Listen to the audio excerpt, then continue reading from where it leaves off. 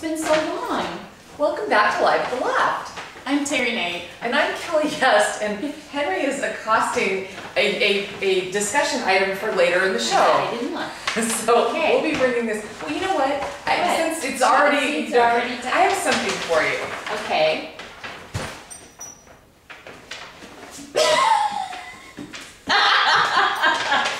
Do you know what that is? And, well, I thought at first it's an ugly fruit.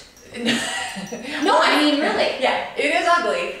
It started out as a chayote squash. Yes. C-H-A-Y-O-T-E, which is one of my Henry's trying to eat it. Henry likes it. It's one of my favorite squashes that I like to put in my roasted vegetable mix that I make. And as you can see, I didn't get around to baking that. And that's the issue. One day I looked over and it decided to try to make itself into more squash. So you, Miss Master Gardener, I wanted to know, can I plant that?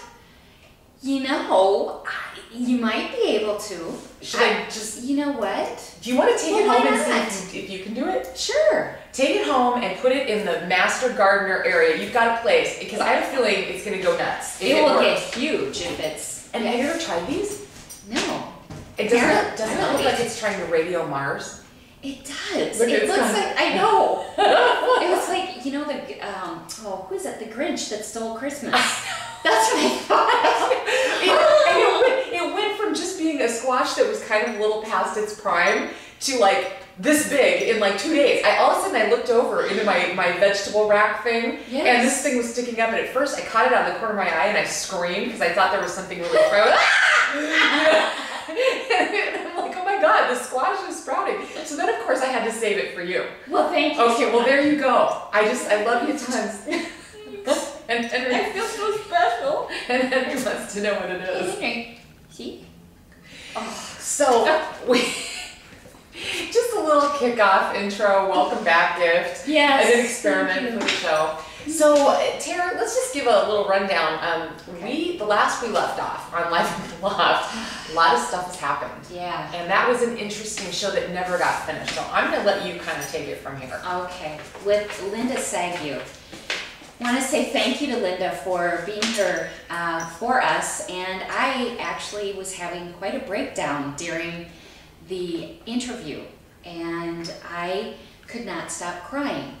5 years ago, my mother committed suicide, and it was a hard anniversary. And I had issues, some things with my husband come up, some health issues, and we'll talk about those too a bit.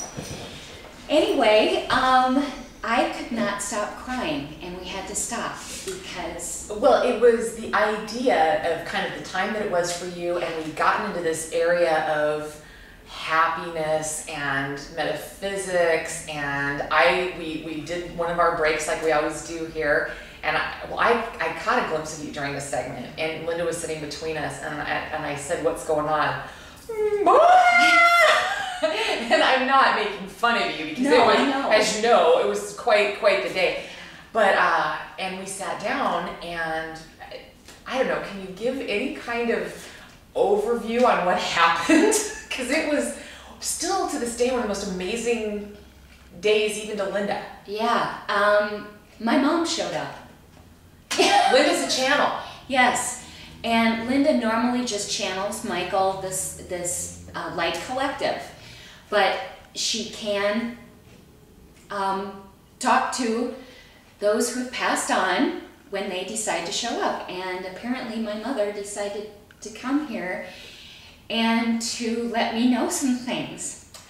What was I mean, freaky about it when you can sit there watching this thing, among many things, was that I'm sitting there, I mean, it was all three of us. We kind of had Terry sandwiched on the couch, and Linda was at first just sort of talking with you about just trying to help you feel better about everything that was going on. But then all of a sudden she said, you know, I think your mother's here. Now, I was sort of the watcher in this whole thing. I knew Terry's mom a little bit, and I knew that what was being said, there wasn't a doubt in my mind that that was Terry's mother. And see, the hair on my arm is going up. And I knew you knew, but I could even tell. What an experience. Linda had no idea about my mother. No. There was nothing, she she doesn't know me that well, so she wouldn't know about my mom, wouldn't know about an anniversary, knew nothing about that. And she said, and there was so much going on that I still can't filter it all, but one of the things she said was, your mother, did she hurt herself? And I'm on the other side over there trying to just let everything play itself out and trying to just mask my surprise, because I didn't want to in any way hinder where this was going, but it was astounding. Yes, and then she says, your mom was kind of a pistol, wasn't she? And I'm going, yeah, yeah. She was a delightful woman that could be, well, she suffered clinical depression, so. And she weighed about 3 pounds, but that didn't matter. I mean, she was like this big. Yeah, we used to call her Lucy because my mom had Lucy moments. I love Lucy. Oh. Yeah, where she went through the car wash with the windows rolled down and excellent. Couldn't roll them back up. Instead, screamed and got to the other side so she wouldn't get wet. Her hair couldn't get wet. My mom has the whole hair thing going on. Wow, okay.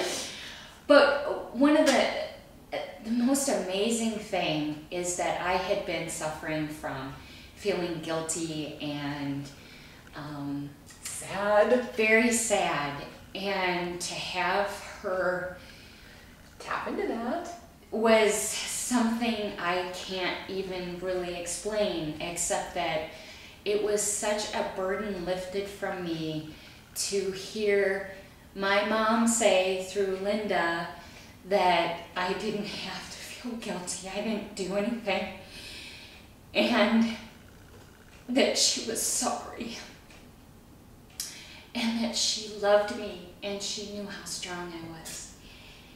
And it was just like, oh, yeah, unbelievably relieving from carrying all that. And the story was, I found my mother, and I thought that I could have done something, and I didn't. But she let me know there was nothing that I could have done. I couldn't have stopped it. And it was so unexpected, and I was trying to hold back. I didn't want, and Linda knew I had put up a barrier that was like, okay, funny, you're weird. And I knew you, and I'm like, yeah, no, this isn't gonna work. And there my mom shows up, and it was it was something for you too. I mean, and Kelly is sitting here and she's holding my hand and we're talking. It was just, what else are you gonna do? You know, we were chatting with dead people.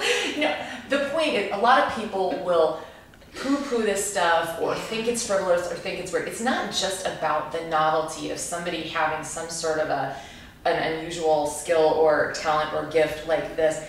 It's I think the ones who are the real deal use it in a way not just to be a parlor trick. I mean, this was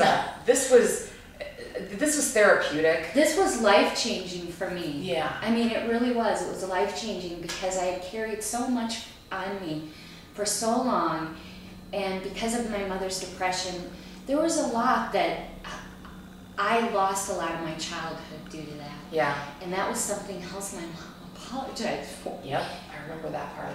Is that I didn't have a normal childhood because I had to take care of her in other ways that people don't always understand. And I never resented that. But you miss out on some things, and then you just carry this burden that you didn't do enough to help them. So.